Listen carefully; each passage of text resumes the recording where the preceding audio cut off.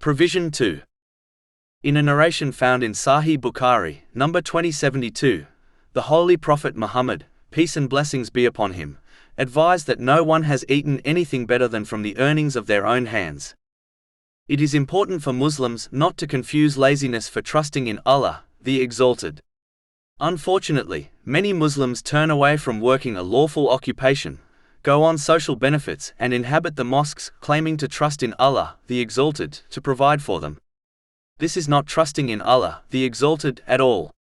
It is only laziness which contradicts the teachings of Islam.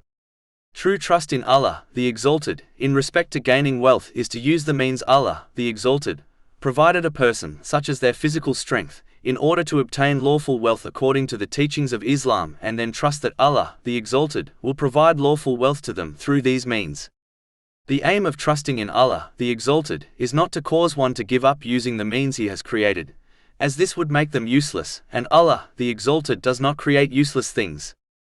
The purpose of trusting in Allah, the Exalted, is to prevent one from earning wealth through doubtful or unlawful means, as a Muslim should firmly believe their provision, which includes wealth, was allocated to them over 50,000 years before the creation of the heavens and the earth.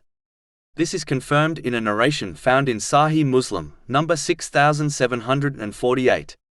This allocation cannot change under any circumstances. A Muslim's duty is to strive in obtaining this through lawful means, which is the tradition of the Holy Prophets, peace be upon them.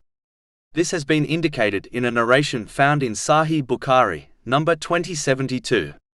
Using the means provided by Allah, the Exalted, is an aspect of trusting in Allah, the Exalted, as He created them for this very purpose.